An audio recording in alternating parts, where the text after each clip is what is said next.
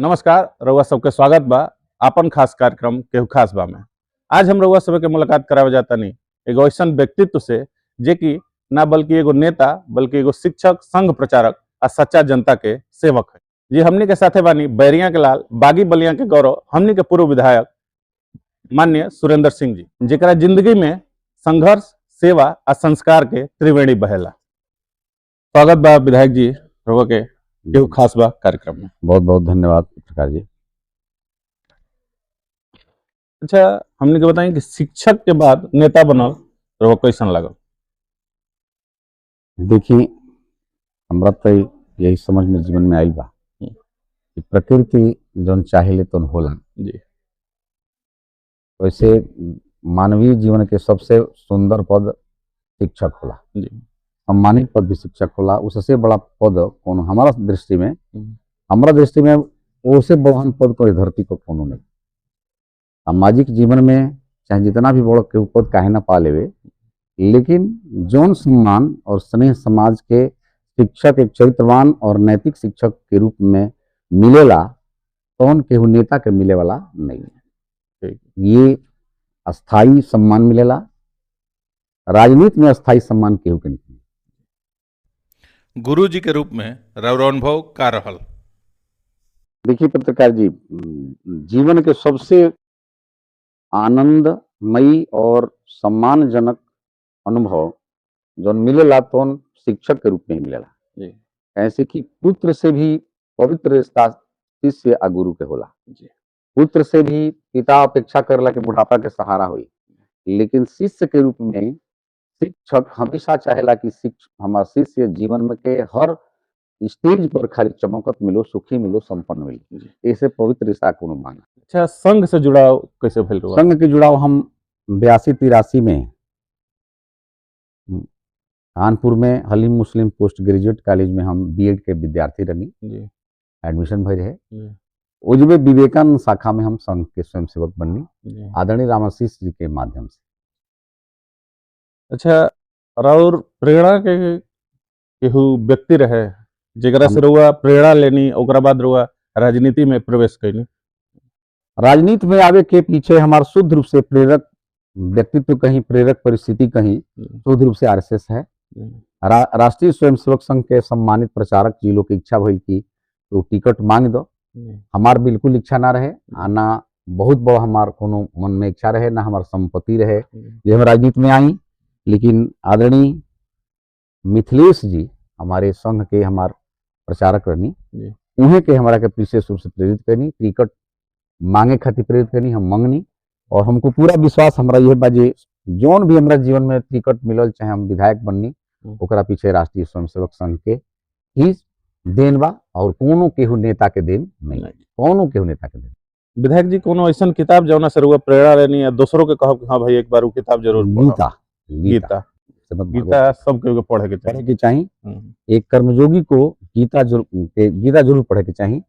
हम वह अध्ययन करीले। अच्छा, बचपन के कोनो ऐसन बात जो रउआ अभी तक याद होके कि हाँ भाई वो घटना हमारा संग भइल, हमारा उससे कुछ शिक्षा मिल गई? देखिए, बचपन में तो विद्यार्थी जीवन में ही हमारा सौभाग्य रहल कि स्वामी हरिहरानंद जैसन महात्मा से सानिध्य मिल गई विद्यार्थी जीवन में ही। और खपड़िया बाबा के आश्रम पर के माध्यम से संत सानिध्य हमरा मिलल बा। हमार प्रेरक संत समाज भी बा, उसमें विशेष रूप से पूज्य स्वामी हरिहरानंद जी का सहयोग। अच्छा, आज के समाज के सबसे बड़का संकट काथी के मानतने? आज के समाज के सबसे बड़ा संकट ही बा कि भारत का संस्कार दुर्बल होता जा रहा है। भारतीय नौजवानों में संस्कार, युवक और युवतियों में संस्कार बिगड़ल जाता जी। यदि संस्कृति के रक्षा संस्कार से होला जी, संस्कृति यदि समाप्त हो जाए तो मान के चलो कि भारत के आत्मा मर गई। विद्यार्थी जीवन के कोनो ऐसा घटना जौन हमनी के संगे रउआ शेयर कल चाहब? तो जब विद्यार्थी रहनी तो विद्यार्थी जीवन के घटना शब्द तो ना कह सके। विद्यार्थी जीवन में हम गरीब एगो घर के विद्यार्थी रहनी। बिना कोनो ट्यूशन के पढ़े के परमात्मा ऐसा अवसर ना दिल रही, कोचिंग वोचिंग कर सके आदमी। लेकिन श्रेष्ठ शिक्षक लोग के प्रेरणा से हम इंटरमीडिएट मैथ ग्रुप से हम इंटरमीडिएट पैनी। और प्रेरणा यह मिलल कि एगो सामान्य जीवन जीवे वाला व्यक्ति भी यदि मन में ओकरा लगन रहे तो अपना मुकाम हासिल कर सके। अच्छा, शिक्षक से नेता बनला के बाद दिनचर्या में रउर का बदलाव आई? बस बदलाव भी है शिक्षक से दिनचर्या नेता बनला में कि शिक्षक जीवन में विद्यार्थी से क्लास में मिले कर होत रहला, जी अपना कर्म करना पड़ता अपना जी। सौभाग्य था कि हम लोग उसमें भी हम पीछे कभी दिखे अपना धर्म निर्वाह के लिए बनी। लेकिन अतिशय व्यस्ततम जीवन हो गइल बा राजनीति के क्षेत्र में आइला के बाद से जी। एजा ना कभी कोनो विशेष समय बा कि जना मैं अरुआ एकाकी कोन बिताई आ चूंकि अपना स्वभाव ऐसा बा कि हम कभी भी जनता के देख के अपना के अलग ना कर। रउआ नजर में मोबाइल आ सोशल मीडिया कितना बदलाव ला दिले बा आज के देखिए जमाना पत्रकार जी, हम तो एगो संदेश देव जी पूरा अरुआ माध्यम से पूरा समाज के नौजवानों से और नवजुवतियों को अभिभावक लोग भी कहो जी कि यदि अपना लइकन के संस्कारित और विकसित बनावे के बा जी।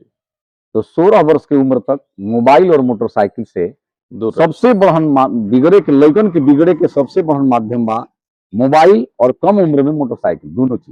दोनों चीज कम उम्र में मोटरसाइकिल भी दे दे तो मानसिक विकृति आ जाई, घूमे के स्वभाव बन जाई, गलत संपर्क बन जाई, गलत खर्चा के आदत पड़ जाई। अब मोबाइल से तो कहने के नहीं, संस्कार, संस्कृति और समय, साधन सब बर्बाद हो रहा है। ऐसे एगो समय सीमा में अभिभावक के धर्म और क्यों ना कर पाई, अभिभावक के धर्म के अपना लड़का के यदि सौभाग्य के कुंडली लिखल चाहता नहीं अपना संस्कार के माध्यम से, सानिध्य के माध्यम से, तो 16 वर्ष के अवस्था तक, 16-18 वर्ष की अवस्था तक मोबाइल और मोटरसाइकिल बिल्कुल स्पर्श मत कर दी।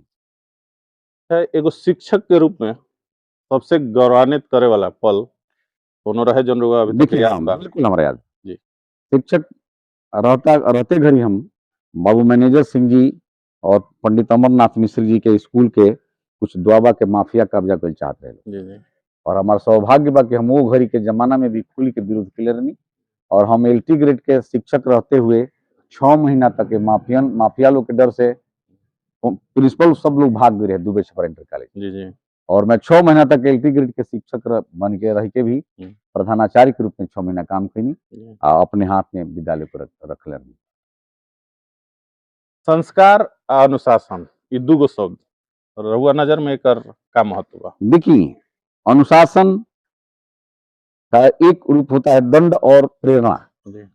अनुशासन दंड और प्रेरणा दोनों से आवेला, लेकिन संस्कार के तो सीधा संबंध प्रेरणा से हो, सानिध्य से हो, सत्संग से। संस्कार के सीधा संबंध होता है उच्च कोटि के, उच्च आदर्श के लोग के सानिध्य में रहल, उनका सानिध्य में बैठल, उठल, बोलल, चालल, व्यवहार कइल, तभी संस्कार मिलेला, दोसर कोनो माध्यम नहीं। विधायक जी, आज के नौजवानन के का संदेश दिहल चाहब रउआ? हम यही कहब नौजवान लोग के कि अपने पूर्वजन के संस्कार के अपना जीवन में उतार के और कोशिश करे के चाहिए कि चित्त पर आकर्षित मत होखलो, चरित्र पर आकर्षित होखलो। कंप्यूटर चलाओ लो लेकिन करेक्टर बिगाड़ के कंप्यूटर चलाला के जरूरत नहीं है। डिजिटल बनलो लेकिन चरित्र के बचा के अपन फिजिकल भी ठीक रख लो, दोसर कोनो ना कर सके। कोनो ऐसा परंपरा जो ना करुआ अभी तक ले निर्वहन करता नहीं रहुआ, पारिवारिक परंपरा थी? वाह जी। हम विद्यार्थी जीवन से ही हमारा दरवाजा पर जे भी आई बा कोशिश के लिए बने कि सहयोग चाहे जौना रूप में हो सके करी।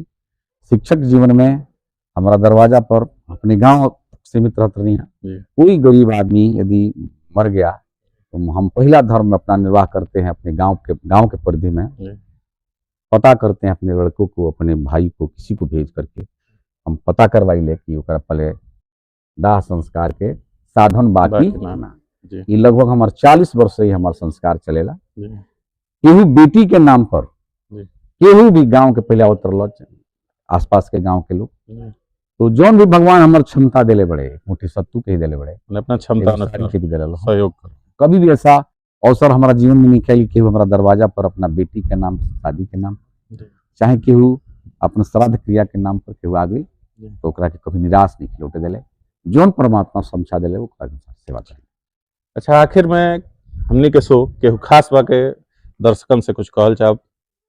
हम तो ये कहल चाहब कि समाज हमेशा एक दूसरा के प्रेरणा लेके बनेला आ समाज के रक्षा साहस आ त्याग दोनों से होला। इस केवल साहस और त्याग केवल कर्मचारी अधिकारी ही ना, पत्रकार और विद्वान समाज सेवी सबके धर्म हो।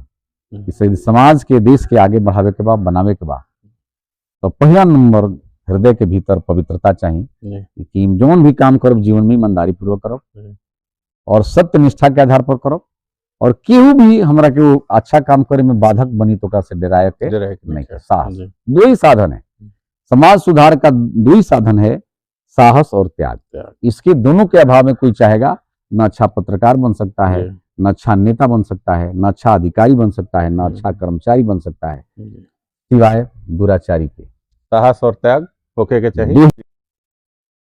हम तो सब समाज के लोग से, सामाजिक जीवन के नेता लोग से भी सम्मानित सब से आग्रह करब कि केहू खास बा चैनल के आप सब भी सहयोग करी, जितना बन पड़े चैनल को पूर्ण से सहयोग कर आगे बढ़ावे के प्रयास करी सब।